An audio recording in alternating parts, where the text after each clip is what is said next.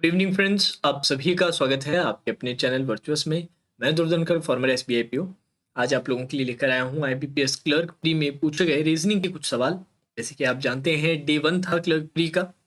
3 shift अभी तक over हो चुकी है, चौथी शिफ्ट भी कुछ ही मिनटों में ओवर हो जाएगी। ऑलरेडी तीनों शिफ्ट्स के एनालिसिस आपको चैनल पे मिल जाएंगे, तो जाके चेकआउट जरूर कीजिएगा। आप सभी से रिक्वेस्ट है। और इसके साथ साथ कुछ मेमोरी बेस्ड क्वेश्चन भी सिंह सर ने अपलोड किए हैं क्वांट्स के लिए, उनको भी जाके चेक कीजिएगा। तो आगे आने वाले जितने भी आप लोगों के एग्जाम्स हैं, अब काफ़ी लोग ऐसे भी हैं जो 12 दिसंबर को एग्ज़ाम देंगे, तो उनके लिए बहुत हेल्पफुल है। बाकी आगे के जो प्री के एग्जाम्स हैं उनके लिए भी बहुत हेल्पफुल रहेगा। तो जाके उसे चैनल पे चेकआउट ज़रूर कीजिएगा। अब कुछ सवाल मुझे मिले हैं स्टूडेंट से, वो आप लोगों के साथ बारी बारी से मैं शेयर कर रहा हूँ। So let's start. एक छोटा सा सवाल था, लेट्स रीड इट। क्या दिया हुआ था? In the word cashew nut, if all the letters are arranged according to an alphabetical order, then how many letters will remain in the same position? तो CASHEWNUT, इसको अल्फाबेटिकल ऑर्डर में arrange कर लेते हैं फटाफट से। ACEH, देन N, देन आपके पास आ जाएगा S आ जाएगा, देन आपके पास T आ जाएगा, देन U आ जाएगा, देन W आ जाएगा। तो चेक कर लीजिए। नहीं नहीं, एक तो H सेम पे आ रहा है और एक आ रहा है U। तो दो ऐसे लेटर्स थे जो सेम पोजीशन पे रहेंगे। ठीक है, मूविंग ऑन। नेक्स्ट क्वेश्चन आपके सामने है। ट्रांसपेरेंट करके एक वर्ड दे रखा था, ट्रांसपेरेंट दे रखा था, जिसमें बोला गया था how many meaningful words can be found using first, third, sixth and eight. तो फर्स्ट है T, थर्ड है आपका A, सिक्स्थ आपका आ रहा है P और एट्थ आपका आ रहा है R। तो इससे एक तो बन रहा है ट्रैप बन रहा है और दूसरा जो बन रहा है वो है पार्ट। इसके अलावा मुझे कोई और दिख नहीं रहा, तो दो मीनिंगफुल वर्ड यहाँ पर फॉर्म किए जा सकते हैं।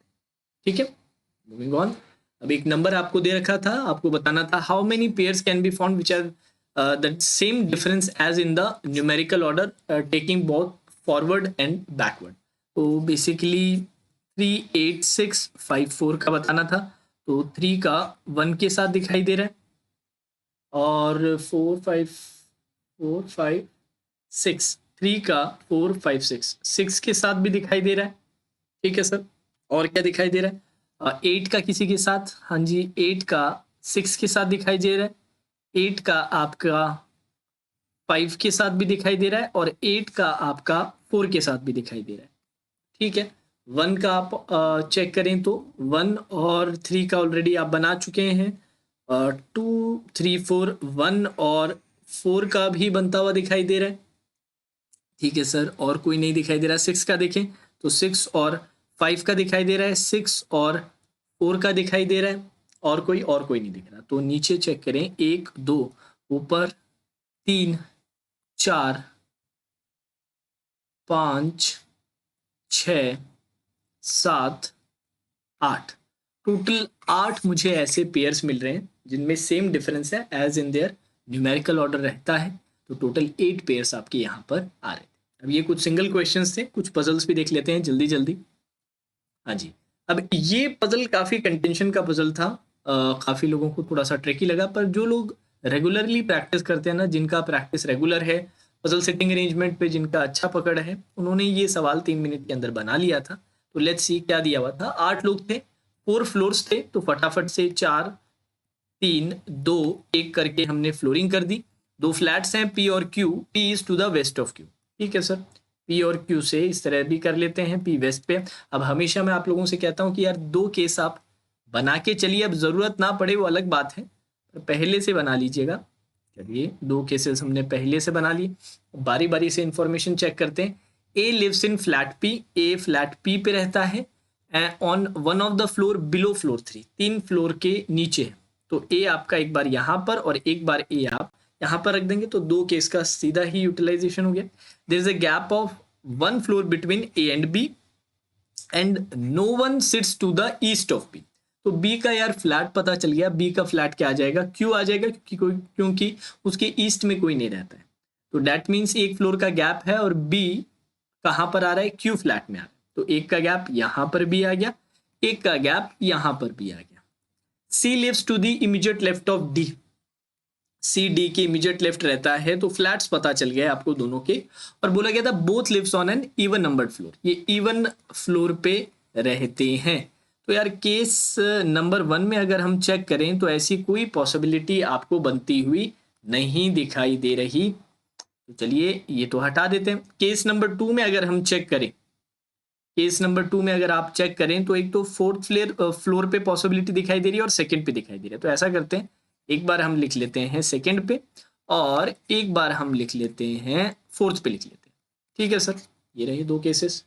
चलिए इसको भी यूज कर लिया। अब आगे मूविंग ऑन, क्या दिया हुआ था, जी लिव्स इमीडिएट अबव एच।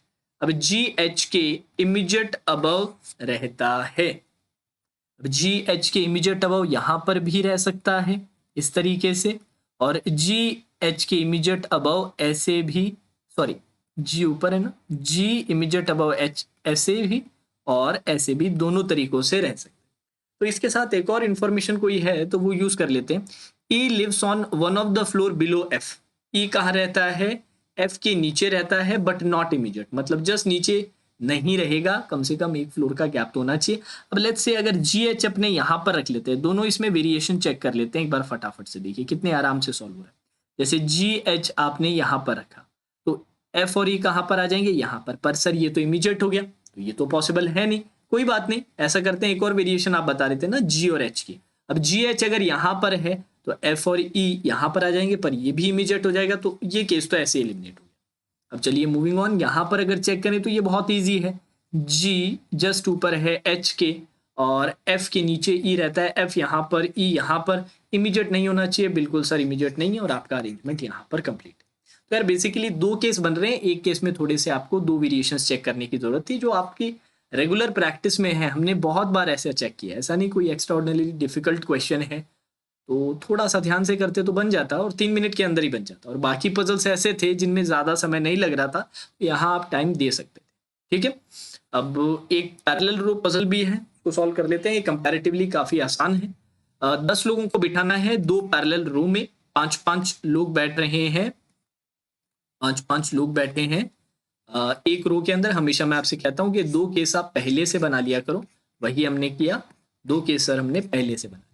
अब रो नंबर 1 में जो साउथ की तरफ देख रही है उसमें ए से लेके ई तक लोग बैठे हैं, और रो नंबर 2 जो नॉर्थ की तरफ देख रही है उसमें जी से लेके के तक लोग बैठे हैं। ठीक है, लेट्स स्टार्ट, बारी बारी से देखते हैं। K does not face A and B, K A और बी दोनों को फेस नहीं करेगा। ठीक है, J sits third to the left of G, G के थर्ड लेफ्ट पे जे बैठेगा।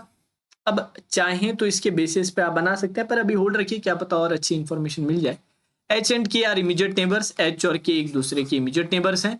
ए फेसेस इमीडिएट नेबर ऑफ जे, ए किसको फेस करता है, जे के इमीडिएट नेबर को फेस करता है, तो इन दोनों में से किसी एक जगह पर कौन आ जाएगा, जे आ जाएगा। सर कोई भी नेबर हो सकता है ना, एग्जैक्ट बताए नहीं ये लेफ्ट नेबर है या राइट नेबर है। Only 1 person sits between B and D, B और डी के बीच में एक पर्सन बैठता है। C sit second to the right of A, C कहाँ बैठता है, ए के सेकंड राइट। अब ए साउथ फेसिंग है तो राइट इस तरफ रहेगा, तो इस तरह से आ जाएगा। ठीक है, अब कोई और इन्फॉर्मेशन मुझे अच्छी मिली नहीं, सबसे बढ़िया इन्फॉर्मेशन यही थी जो इनिशियली मैंने सोचा था। जे और जी में जो 2 का गैप आ रहा है और डायरेक्शन भी पता चल रहा है, तो let's start from this. 2 case बना लेते हैं, 1-2 यहाँ पर जी और 1-2 यहाँ पर जी, यही 2 केस पॉसिबल हो पाएंगे, बना लिया। अब सर जे से रिलेटेड ये हैं कि जे के जो नेबर हैं वो ए को फेस करते हैं। अब जे के यहाँ पर तो एक ही नेबर है तो ए आ जाएगा यहाँ पर। अब यहाँ पर क्या है सर, 2 नेबर्स है तो इन दोनों में से किसी भी जगह पर ए आ सकता है। ठीक है, कोई बात नहीं, ए से रिलेटेड कुछ ना कुछ मिल जाएगा। उससे पहले यार ये एच और के इमीडिएट नेबर्स हैं, इसको भी यूज कर लो ना। तो इस वाली रो में यही पॉसिबिलिटी है कि H/K/H, क्योंकि इमीडिएट नेबर्स तो है पर एक दूसरे से ओरिएंटेशन क्या है, मतलब इमीडिएट लेफ्ट है या इमीडिएट राइट, ये नहीं बता रखा। तो इस तरह से 2 पॉसिबिलिटीज हम बना के रख लेते हैं यहीं पर। ठीक है, दिस इज ऑल्सो डन, ये हो चुका है। अब यार ए के बारे में एक बहुत मजेदार इंफॉर्मेशन है, ए के राइट में एक के गैप पे सी आना चाहिए। तो सर केस 1 में तो जगह ही नहीं बच रही, तो ये तो ऐसे एलिमिनेट हो गया। अब इसमें ये है कि सर या तो ए यहाँ पर या फिर ए यहाँ पर, ए अगर यहाँ पर रख दिया तो फिर सी के लिए जगह होगी नहीं, तो ए फिक्स हो जाएगा आपका, ए आ जाएगा सर यहाँ पर। बहुत ही बढ़िया, और अकॉर्डिंगली सी आ जाएगा यहाँ पर। तो थोड़ा सा जो ये रफ वर्क हमने किया है इसको हटा देते हैं। चलो, हाँ जी, हो चुका है। अब बोल रखा है कि के सामने ए या बी नहीं आना चाहिए, तो सर के यहाँ पर इसका मतलब बैठ नहीं सकता क्योंकि इसके सामने तो ए। तो अब ये फिक्स हो जाएगा कि यहाँ पर एच और यहाँ पर कौन आ जाएगा, के आ जाएगा। चलिए, बहुत ही बढ़िया। अब सर के सामने बी भी नहीं आ सकता, और बी और डी में एक का गैप है। यार ये एक के गैप वाली प्लेस कहाँ मिल रही है, इन दोनों जगहों पर। अब बी कहाँ पर, डी कहाँ पर, ये कैसे डिसाइड होगा? सर के सामने बी नहीं आना चाहिए, मतलब यहाँ बी नहीं आएगा, तो बी आ जाएगा यहाँ पर, और यहाँ पर डी, यहाँ पर ई। अब इसमें क्या बचा था, आई, तो आई आ जाएगा यहाँ पर। This is done. चलो, पूरा का पूरा अरेंजमेंट डन। आराम से 2 मिनट के अंदर आप बना सकते थे। 2 स्टैंडर्ड केस हमने बनाए, 2 मिनट में आराम से सवाल बन रहा था। मुझे इतनी ही पजल्स मिली, बाकी अगर मुझे मिलती है तो आने वाले टाइम में मैं आपके साथ शेयर करूंगा।